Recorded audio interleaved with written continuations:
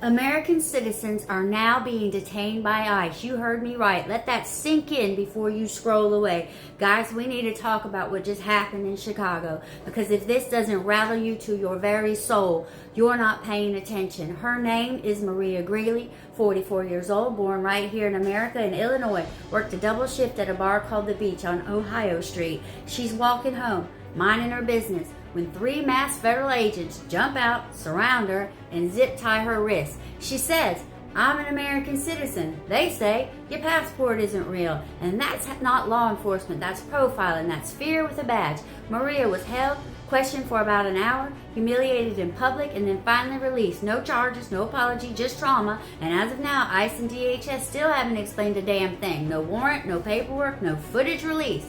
Y'all, listen, the 4th Amendment does not take coffee breaks. You don't get to detain a citizen because your gut tells you they look for it. That's the kind of backwards thinking our ancestors crossed oceans to escape. And before somebody says, well, maybe they made a mistake, ask yourselves this. How many mistakes like this does it take before we admit it's a damn pattern? Because we've seen this movie before. Brown and black Americans asked to prove their citizenship over and over while the same agencies preach about liberty. Maria Greeley's story isn't an anomaly, it's a warning shot. It tells every American who looks like they could be from somewhere else that your paperwork won't save you if prejudice is driving the patrol car. So what do? Well, we ask questions, loud, public, and relentless. Who authorized that stop? Where's the footage? Why did federal databases fail to verify her passport? And who inside ICE think appearance equals probable cause? We demand oversight from Congress. We demand answers from DHS.